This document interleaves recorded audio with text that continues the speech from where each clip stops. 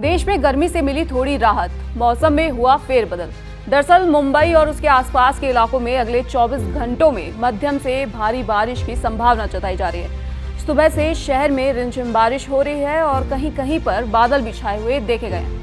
आपको बता दें कि भारतीय मौसम विज्ञान विभाग IMD ने मुंबई, पालघर, ठाणे, रत्नागिरी, रायगढ़, सिंधुदुर्ग और विदर्भ को येलो अलर्ट के जोन में रखा है। वहीं IMD के एक अधिकारी ने बताया कि दक्षिण पश्चिम मानसून से जो मुंबई पहुंचने के बाद धीमा पड़ गया था, अब धीरे धीरे अपनी रफ्तार पकड़ रहा है, जिसको लेकर उम्मीद की जा रही है कि 21 से 22 जून तक मानसून की ये तेजी उत्तर भारत के लिए बहुत बड़ी राहत की खबर ला सकती है। वहीं तटीय महाराष्ट्र में मानसून के मजबूत होने से अच्छी बारिश होने की उम्मीद जताई जा रही है।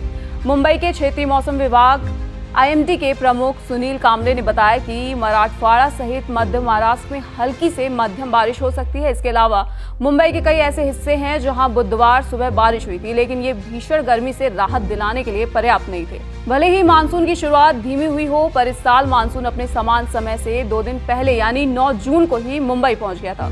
लेकिन इसके साथ मानसून की गति में कमी आई, जिसकी वजह से उत्तरी महाराष्ट्र और विदर्भ के कुछ हिस्सों में अब तक मानसून नहीं पहुंच पाया है।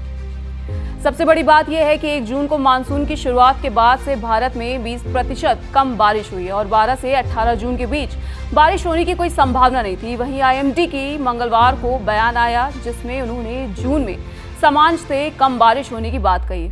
अब आखिर इस मानसून का कृषि पर क्या प्रभाव पड़ेगा? दरअसल जून और जुलाई को कृषि के लिए सबसे महत्वपूर्ण मानसून महीना माना जाता है, क्योंकि इस महीने खरीफ की फसल की अधिकांश बुआई होती है। लेकिन मानसून की धीमी गति और कम बारिश के कारण किसानों को चिंता हो रही है कि इस बार उनकी फसल का क्या हाल होगा।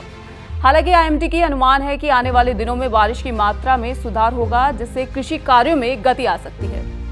अब बात करते हैं मौसम विभाग के मौसम अलर्ट की। IMD ने येलो अलर्ट जारी करते हुए मुंबई, पालघर, ठाणे, रत्नागिरी, रायगढ़, सिंधुदुर्ग और विदर्भ के निवासियों को सचेत रहने की सलाह दी है। इन क्षेत्रों में तेज हवाओं के साथ भारी बारिश हो सकती है, जिससे जल भराव और अन्य समस्याएं भी हो सकती हैं, जिसको लेकर नागरिक प्रशासन और आपातकालीन सेवाओं को सतर्क रहने का निर्देश दिया गया है, ताकि किसी भी स्थिति में निपटा जा सके। फिलहाल के लिए इतना ही। आगे के अपडेट्स जानने के लिए जुड़े रहें ABP लाइव के साथ।